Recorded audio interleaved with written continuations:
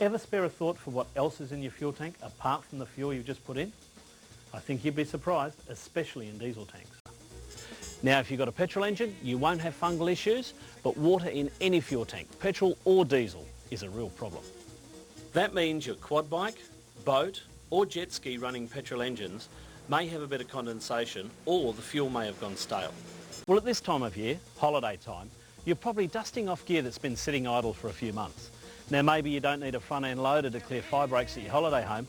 Perhaps it's a generator you've got. Either way, if it runs on diesel, it's susceptible to this nasty little fungus. But there is a solution. Imagine this is your car's fuel tank. When the tank's low on fuel, the contents is mainly air that contains moisture. The diesel will draw that moisture out of the air into itself. Combine that with condensation that forms on the walls, and I think you'd be amazed at the amount of water that can actually accumulate in the fuel over a given time. So what harm does a little bit of water do? Well, it allows this stuff to grow for a start. This stuff is called Cladiosporium resini. It's a fungal bacterial growth that breeds and lives in the water of your diesel tank. This fungi will clog fuel filters and destroy fuel pumps, causing some very expensive repairs if not kept in check.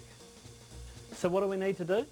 Well, we need to destroy the environment in which the fungi live and then break them down into particles of less than 1 micron so they can pass through the fuel filter and be burnt safely during the combustion process. So how do we do that? Secret weapon. Just check this out. If we take a test tube of diesel fuel and then add some water to it and give it a shake, look how it curdles. If we then go a step further and add some fungi to it, we then have what probably resembles the inside of your fuel tank. Now, if we put some water finding paste on this rod and dip it into the test tube, it will go bright red when it contacts the water. Okay, now for the F10. Pour some into the tube, give it a shake, and look, clean, clear diesel. To prove it, if we put some more paste on the rod and dip it in, there's no change in colour, proving that the water and fungi have been swallowed up into harmless, minute particles. This stuff is also really good at rejuvenating fuel that's been sitting around for a while. If you take a look at the next demo, we've added sulfuric acid to diesel to give us a mixture very similar to aged fuel.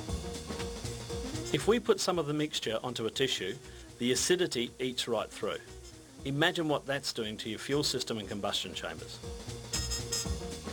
Pour in the additive, shake it up a little, and hey presto, good, clean, clear diesel.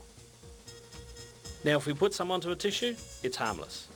Once again, the acid has been neutralised and broken down into so minute a particle it can be safely burnt during combustion.